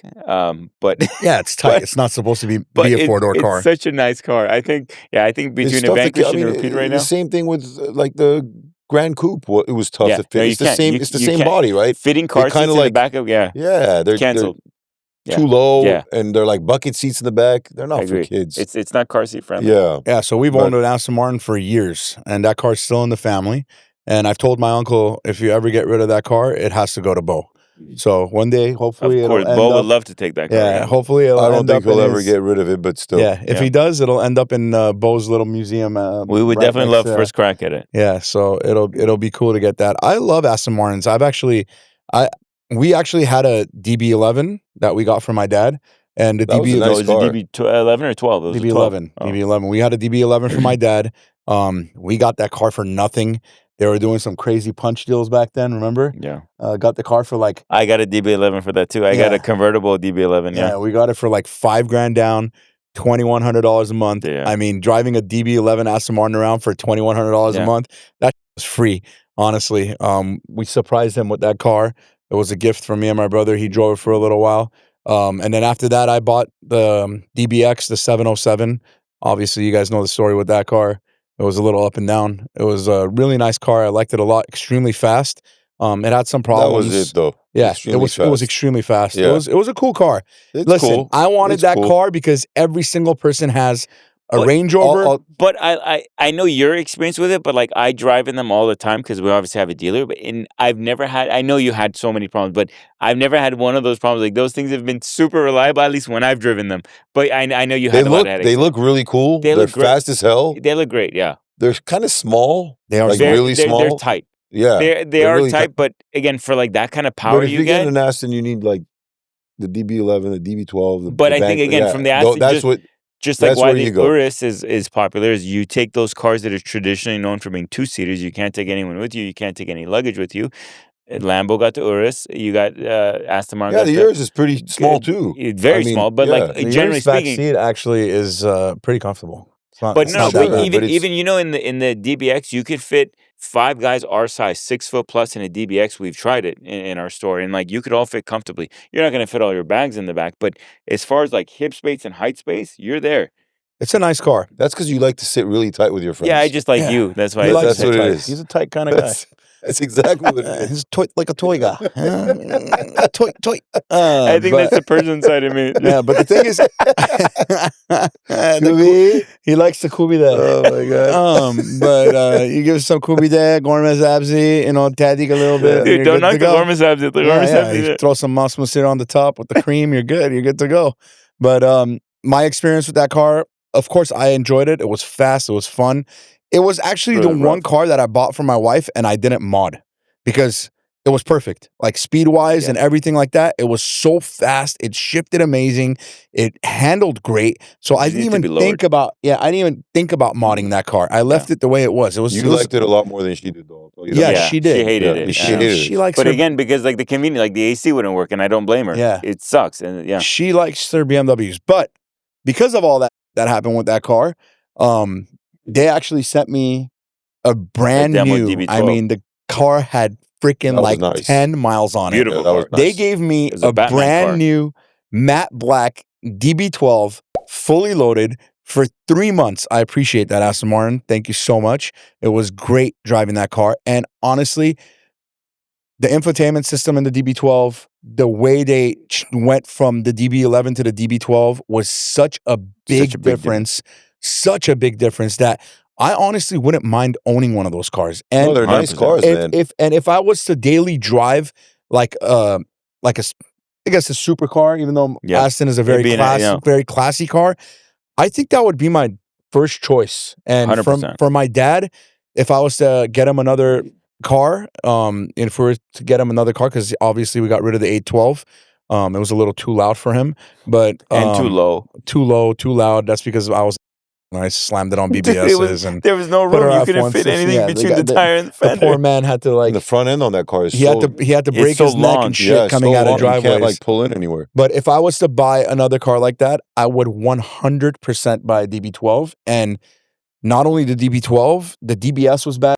Dude, DBSs right now all day long. I would love a DBS. And they're cheap, right? And they're on the used car market, cheap relatively. They're still in the 200 ones, high ones, 100s. High 100s. You're getting a V12, and that I would rock that. The black one that you saw, black on black, lower that a little. I'd rock that. Honestly, I'd rock that over like a Ferrari and Lambo, at least in my opinion, because I think it's sexy and it's different because everyone else has that other. Dude, honestly, when I was driving that DB12 around for that 3 months, you guys couldn't understand how much attention that car grabbed. And it grabs attention from every generation. Yeah. Doesn't matter if it's young or older people, because it's so well balanced between being like a sports car and being just a sexy, elegant machine on the street. It just that front grill flows is just so nice. And that's traditional to them. I mean, you know more about the new Vanquish coming out. What other car has a grill that big? Yeah, the Vanquish. But that's always been like the Vanquish, the new one. Yeah, and I'll kind of date myself, but like I'm like an old man in the sense that like I like the comfortable cruisers. Like as much as let's say switch to Porsches, as much as the GT3, GT2s are so sought after and all the hype, I don't like those cars. Like I would take an Aston or a Turbo S over. Listen, those cars are cool to drive. No, because I call them kidney killers because it's just a jiggling around and like my kidneys hurt after a while. I want a cruiser car that can smoke any car that's pulling up next to you. That's because you are a sensitive person. Yeah, because it's just like you like a nice smooth ride. Tell me this: how many of your GT3 customers actually use that car on a track? My Or- customers do. But how many of okay? So one question is how many of them actually use it on track? How many of them actually know how to drive them on the track? 60% of GT3 RS owners are posers. Okay, I would say and more. I'll say that. Yeah. Even if Because you're my customer, I'm gonna be get true it because about of the this. status symbol. Yeah, They come in like, yeah. hey, I had a customer come in one time. He bought a GT3 from me, and he's looking at the tires and everything. He goes, this car's been tracked. I was like, sir, let me show you a turbo or a Turbo S that probably hasn't been tracked. I'm like, do you understand what a GT3 RS stands for? And he's like, but it's been tracked. I don't want this car. So I was like, let's find you a turbo. Yeah, If you don't want a car that's been tracked, don't look at a GT3 RS. Like, this is a track car meant to be on a track. Its home is the track. So you're coming to me saying you're trying to disqualify, you're trying to buy down this car and get like knock down my price because it's been used on a track. I'm like, you're barking up the wrong tree. Yeah, but that's all. That's all these Porsche buyers, man. Even when I had the GT2, my 996, and we went to go sell it, everybody's like, "What's the ref counter? Like, what's the ref counter?" Like, bro, seriously, like if I didn't bang that through gears, You're not treating it right. Yeah. And if I didn't freaking like bounce it off the rev limiter a couple times, I'm sorry, I don't want to own that You're car. not doing that car justice. I'm not buying these cars to freaking drive it like a 80-year-old grandpa and shift at 5,000 RPM. But everyone in LA is doing that because they see it as a status symbol. They don't even know how to drive a GT3. You know what we call when we go to the track, and you've gone too, obviously, tons of times. We put the least experienced driver in a Porsche because the Porsche is dummy proof. Yeah, it is. The Porsche can make anyone drive good. If you're a good driver, drive a car, drive a Vet, drive a Viper. Oh yeah, drive a Viper. You put a non-driver in a Viper. Drive a Viper around the yourself, track man. fast, and I'll give you credit. there- I'll say you're a wheel man. You want an ashtray? No, I'm good. Oh, yeah. There's it's Here, like let me see it. I'll make But it work. if we you're a need some wheel man, ice. drive a Viper, drive a car with no traction control or a high power car around the track or a Z06 or something that has balls around the track with a Porsche, make good time a Porsche's so planted in the back. because it's a great car. Yeah. Don't get me wrong, but it's dummy proof. We will put any client that doesn't know how to drive in a Porsche because he'll feel like God. He'll get out of there and be like, come on, I could drive around Willow and do amazing lap times, but 120s. Yeah, I know. But it's because they don't know any better. Yeah, that's what a Porsche is. You're not a wheel man. I'm not going to knock a Porsche because it's my favorite car. So I'm not knocking them. They're amazing. you better cars, not knock a Porsche, Tommy. But when you're looking at a good driver, like I trust you. As you guys can see, we have hardcore problems with sure. alcohol. It's constantly bottles flying around over here. I smoke. They don't. They just drink. But this is how we get through our days. We are not alcoholics. Dude, don't say that. We're gonna get this through our We get days. through our days. It's a joke. Before I came here, I said I'm not gonna have a sip. That never Not a How happens. did that work for you? Because Friday, Saturday, Sunday was not normal. Okay, this there's not weekend. one day when we're Yeah. sitting with the boys and we're not going to have a drink. That's just exactly. not going to happen. But I really tried to convince myself that I wasn't gonna have a drink tonight. Yeah, you lied to So much yourself. for that. I Cheers did. to that. Yeah, cheers to that. Cheers to Tommy, it Aston was Martin. great seeing you. again, Cheers bro. to Porsche. I mean, again, I said it. I will probably buy a DB12, and I can't wait for the Vanquish to come out. Yep. When is the Vanquish coming? We have units arriving literally daily. Really? So we have a couple of Vanquishes that have gone out. Oh, you guys have we them have at the. two. You guys have them at the store already? Yep. Oh, One literally today was what is it, the traditional green with the saddle interior. I forget the name, so I don't want to kill the names, but like it was a beautiful spec. Green with saddle. It just looked exquisite, but it just got dropped off on the drive. We did PDI. It's gonna go out. I think I should go to Aston Martin, maybe check one out for Dad. Yeah. Go take one on a test drive. Last time I went to Aston Martin, I walked out with a car. So maybe it'll happen again. But obviously the car market right now is very weird. I think it's weird for us because it's been like a roller coaster at work, especially with like selling stuff. I guess economy's in like a weird place. There's a lot of people who have a lot of money. Some of them are scared to spend it. Some of them aren't. But it's like up and down. I don't know what you guys are seeing at the dealer, but There's a lot of like kind of just what's the best word to say? Like they're being conservative. I think everyone's kind of just holding on and seeing what's going on. But for the vehicles we do have, like they are selling well, like for what, because people see, like, if they're in need for a car, they're gonna get a car.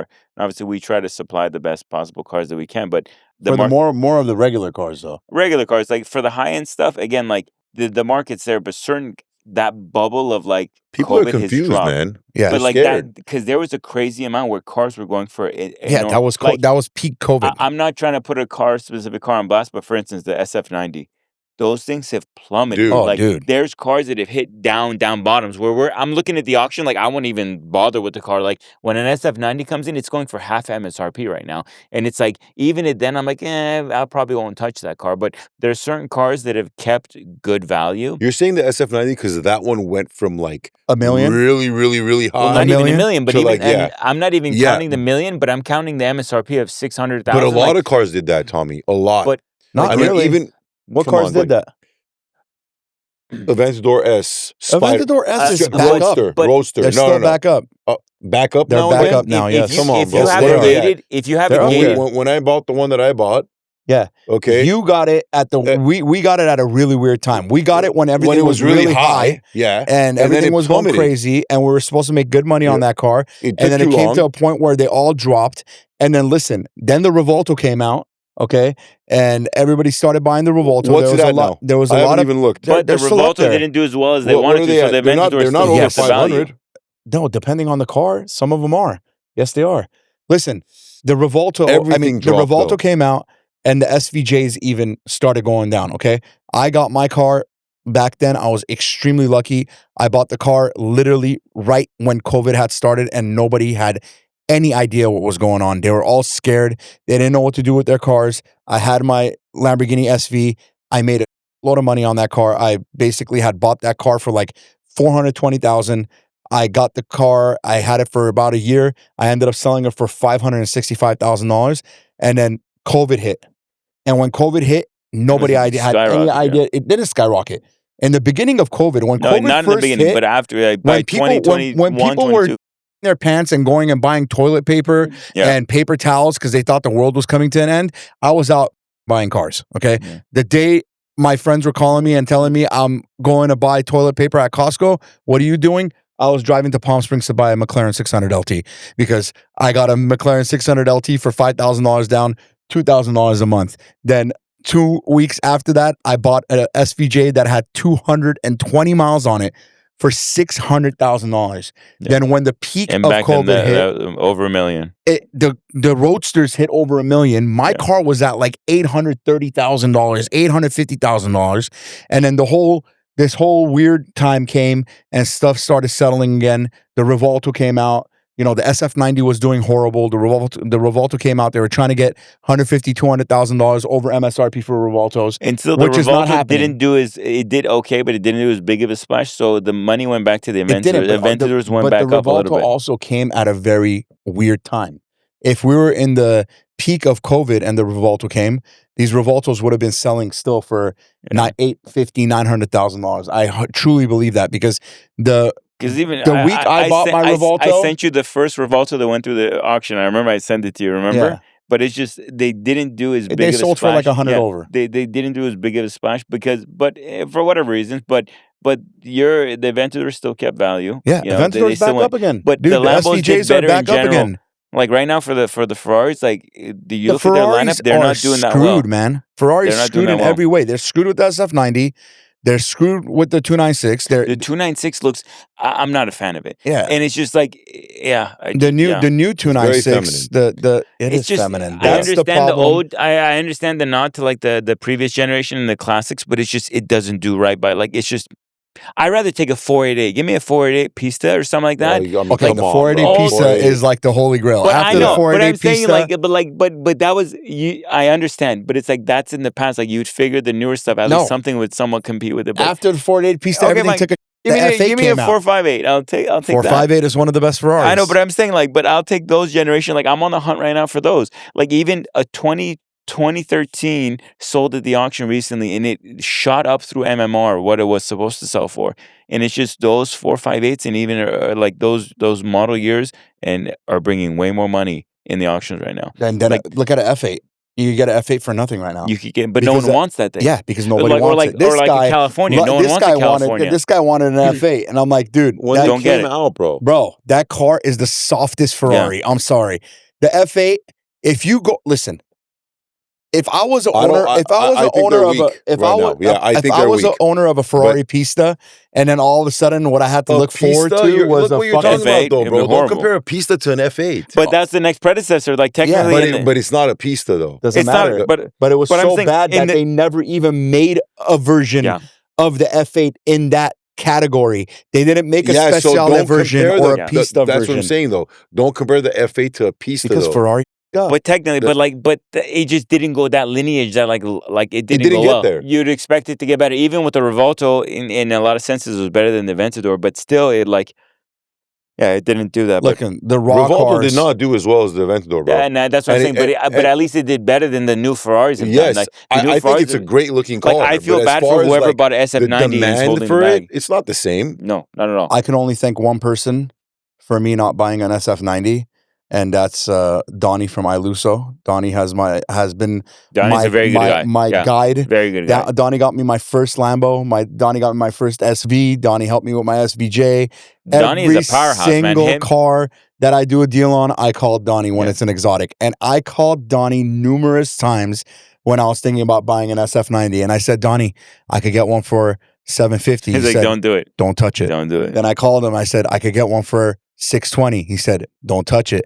Now I call Donnie and I'm like, hey, 300. how about an 380? SF90? He's like, remember when I told you not to buy it? And I was like, yeah, thank God. God Donnie knows what he's listened doing. Donnie has made he's one of the he he's knows the what top, he's doing. He's an OG. the top He knows- secondhand exotic car dealership. He's built a We very work- good niche for him, and him and his family run that business very Dude, well. they're awesome. All the girls, his daughters, 100%. him, they are freaking rock stars. And we are going to have Donnie on this podcast for sure because he's like, honestly, he is an idol to me. He's built that company and the caliber of cars that he sells He are sells barn on. unreal. And it's always, he's probably the most honest person I've ever met in the. And put it this way, he is a very stand-up guy. And in the auctions, he runs his stuff as is, without green light, no warranty. But he's built such a reputation for himself that none of that matters. People bid, and I bid on his cars with full pop, like full intention, knowing that car is going to be legit, even though it's sold as is. Because I know Donnie, I know the kind of person he is. If anything ever comes up, he'll be a stand-up guy. But he sells some of the best inventory out there, and he stands behind it. And again, he runs everything as is. Yeah, but we service a lot of the cars. He buys some cars that, if they have problems, they come to us. We take care of them, and he'll never give up on a car. We've had a couple of Aventadors. He's made sure that every car is perfect before it gets on the lot. Yeah. And thanks to Donnie for not letting me buy an SF90. Yeah. No, I bid on his cars with confidence. Him and DuPont Registry, Chad, I buy cars from them regularly without any concerns. Yeah. So our next trip will be Monterey. I think Monterey, Monterey's coming up. We got that. We got When is that, Quail. by the So way? it's going to be your first year at Quail, and then we'll do Exotics on Broadway. Yeah, we're going to do Exotic And then, on Broadway again this year. We'll get a bigger booth this year. We'll have more cars out there this year. Last year was my first time doing Exotics of Broadway, and I think it was the best decision I made. It was a good one. We'll work with Cheyenne. We'll get some of the background stuff set up. But yeah, no. It was a last minute thing for us Yeah. last year, and it was kind of like a commotion. Thank God I had Tommy there to help us out. Yeah. But We didn't have a place to stay till like the weekend. Yeah, we week literally of. got a place to stay the week of, but we had a great experience, man. I We think it went was to fun, we went to RM Sotheby's, RM was very fun. and thanks to Thanks my to boy Adrian, yeah. Adrian Portelli, I acted like I was some big baller, and I got a badge, and I was able to bid on some cars. We got into a pissing match over a Countach, and I think going back and forth with that car, we made the guy who buy the car break the record of the Countach. Yeah, we did. Which was freaking awesome. You had like a bunch of idiots in there. I was like wearing shorts and a t-shirt. And we're all drinking, and people are looking at us like, who the hell are Who are these these kids bidding on these cars? We had and Danny if you with look us. we had Danny with us from Mini Corsa. Of course, he looks like he's Serge from System of a Down, about to throw a rock show in the middle of RM Sotheby's. And it was awesome because like the badge number and stuff, you look it up and you see what was already bought. Yeah. People look at it. So and he bought a Carrera So GT. as we were rolling into Monterey, Adrian calls Alex and he's like, "Hey, He's like, hey, I bought a Carrera GT. And Alex is like, from where? He's like, Sotheby. He's like, where do you think? Yeah, and I'm so he's like, go we're pick here. that up for me. He's like, we're here. He's like, we're He's just like, rolling in. go pick up the car. And while you're there, bid on some more cars. So it was awesome. We went in there, and the auctioneers were sitting at the side doing the phone calls, like the internet sales and the phone sales. And we ended up, I ended up just walking up to some random gentleman. I didn't know who the hell he was, obviously, because I was just trying to get his attention. It ends up being the CEO of RM Sotheby's. Yeah. And I'm like, hey, my friend bought the Carrera GT yesterday, but he wants to bid on some more cars. He's in Australia. He's not able to get online. He wants me to bid for him. And he literally waved some lady down, and she was so nice. She came over to us. She grabbed me. She said, took me to the back. Adrian's like, let him freaking buy whatever he wants, unlimited. The money's there. And then they gave us a bunch of drinks, and it was. She kept on just giving us drink vouchers, Yeah. and I wasn't even She was asking. She was trying to get me drunk, thinking that I was the one bidding, like as if it was my money, but it wasn't my money. And I was literally sweating balls on the phone with Adrian. Alex was panicking. He's like looking back It and wasn't forth even on my the money, phone. man. I'm on the phone with this guy, and I'm like, bro, it's at like 600. He's like, bet. I'm like, all right, 650. And he's like, bet. I'm like, okay, 670. And the other guy's in the back getting all pissed off, and he's just going harder. And Oh my God. he's like, let off, mate, let off. I'm like, all right. The poor guy got screwed. He ended up breaking the record buying a Countach, but great experience. We will be there this year. We're looking forward to that. Arno's first year will be. We need to just find a better restaurant than In-N-Out there. Yeah, we went to No, that one. not knocking Monterey, but out of the dinner places we ate, Oh, it was horrible. it was horrible. We probably had best meal was In-N-Out. And the Horrible. In-N-Out meat was like the most happening place in Monterey. Yeah, but honestly, going to Monterey makes you realize like you ain't. Yeah.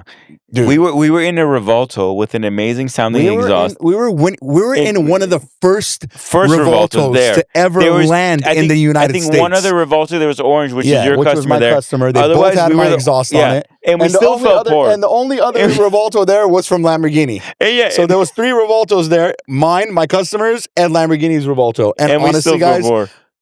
it was Yeah. so crazy. Like If you saw the runway, the private airport runway, oh my god, there was private jets parked like sardines. Well, Monterey had to extend their runway. They had to extend their parking for There was no just room. for Monterey because there was no room to put all the private jets that's flying.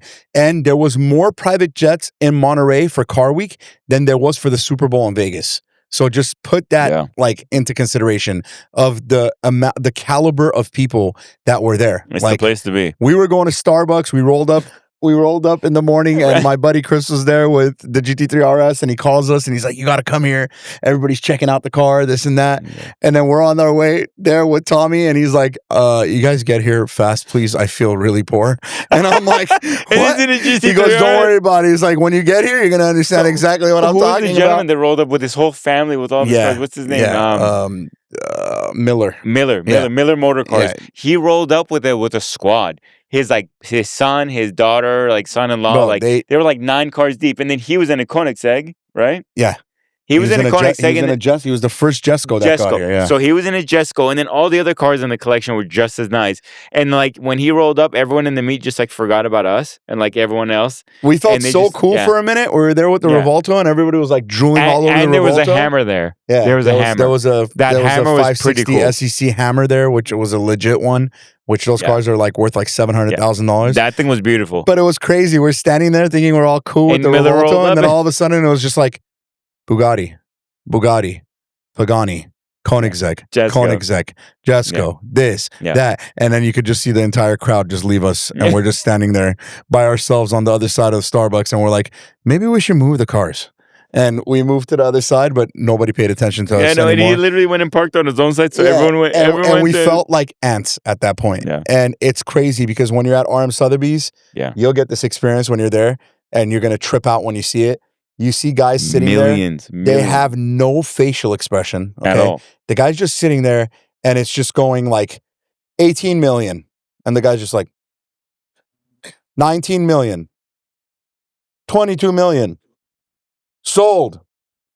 The guy just walks away. And they don't Like, even bro. care. And they don't even care. I'm like, bro, this guy didn't even like smirk, smile, nothing, not even a fart, bro. He just not like a walked high five, up. like I want it. Nothing, Nothing. zero. He didn't even have a high five the poor guy that was putting the thing up. He was just straight cold blooded. He's like, dude, whoever he was betting against him, he's like, I just made you my. And he just walked away like nothing even happened. 22 million. 22 million. We had a couple Porsches when we got in there. Alex is like, this won't sell for that. I'm like, wait. No, how about Wait. when we're in the hotel room? 911, No, we're on the hotel room, and there was a red GT2 Club Sport, 993 GT2 Club Sport, and I look and Danny sends it to me, and me and Tommy are in the room, and mind you, our room is literally like if we run there, we get there in like 3 minutes. Okay? We're across the street. And from I look the at auction. Tommy, and I'm like, "Let's go!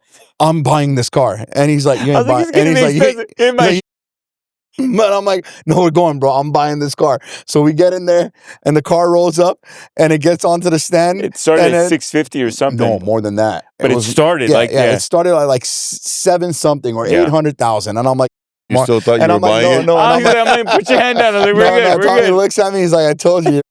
Out. So I'm like looking, and I'm like, bro, it can't really go more than this, can it? Yeah, it started rolling, dude. Going. 1.1, 1.2, 1.6, 1.8. His mouth is just open. He's looking at me. I'm like, I told you, and I'm like, I just realized I will never own a 993 GT2 in my life.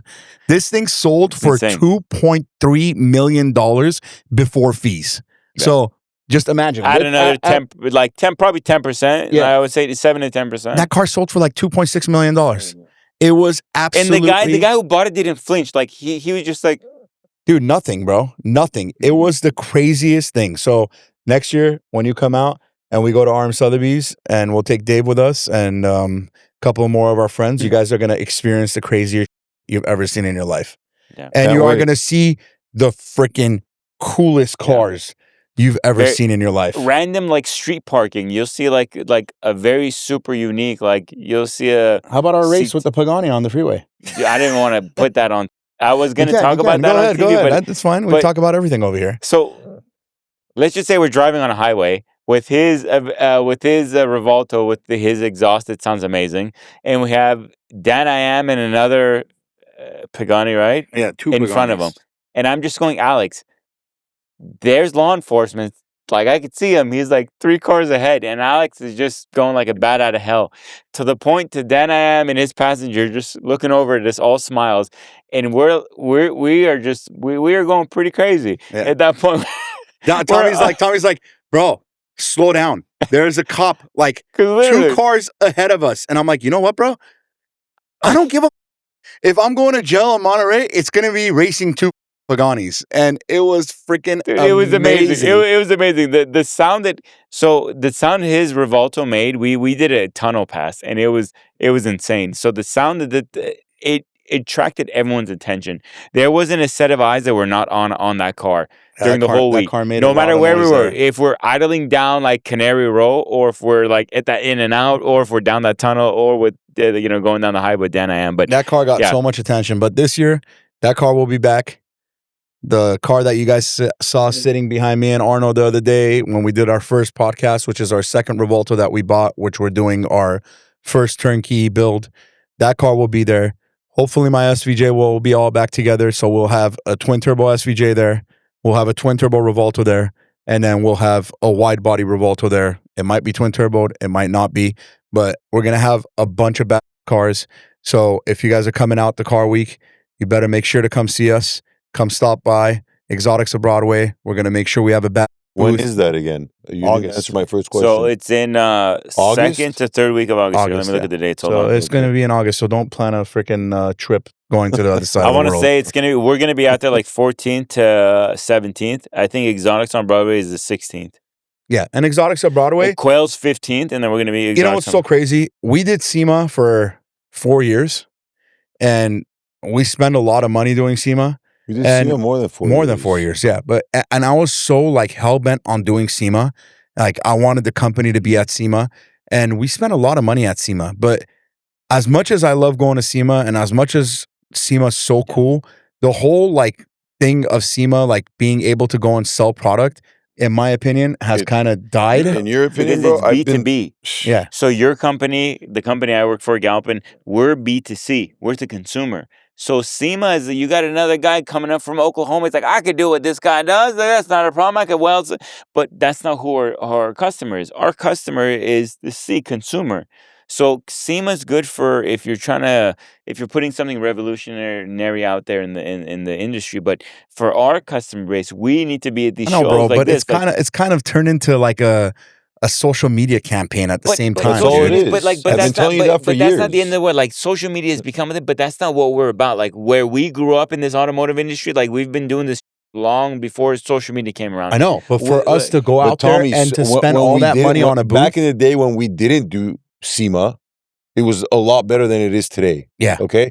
Back in the day, It's totally SEMA was different now, a man. lot more business It was oriented. business. Now, It was now all you- about now you have sales a and lot all more that. public because now they're even selling Friday tickets for public to come in. yeah, but even if they don't sell private public tickets for it to come in, everybody comes in as a media guy or whatever. They're there to just go there and take pictures of the cars and take pictures with the cars. Make some videos. But I think that, for instance, like my personal thing, I think that in an event like Quail, you can get more qualified customers than you would in a SEMA. That's Because exactly SEMA, again, what I was getting it's a to. bunch of guys like, I'll walk into your booth and say like, oh, I could do that exhaust for half its price, or I would have done this different. I would have hung this exhaust differently. But it's just all guys that coulda, woulda, shouldas.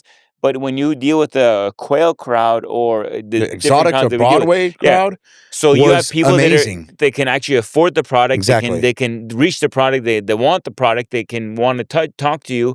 So it's just that's a different. I mean, kind we of did like exotic exposure. Broadway first time of our lives last year, and honestly, the turnout for us and the customer base and the people, the caliber of people you meet at Monterey is absolutely insane. Yeah. Absolutely insane. I'm So telling you, just from the private jet like parking, you can see like the people there are just different. yeah. So again, we'll be at Monterey.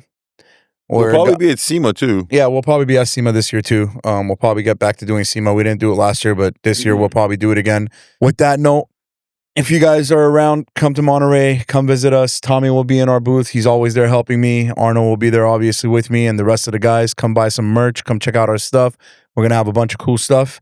We're going to end this podcast right now on this note, and I want to thank Tommy to come out and have a nice conversation with us and talk about our trip to Japan and everything else we've talked about. Cheers, brother. Cheers to them. Cheers to you guys. We'll see you on the next one.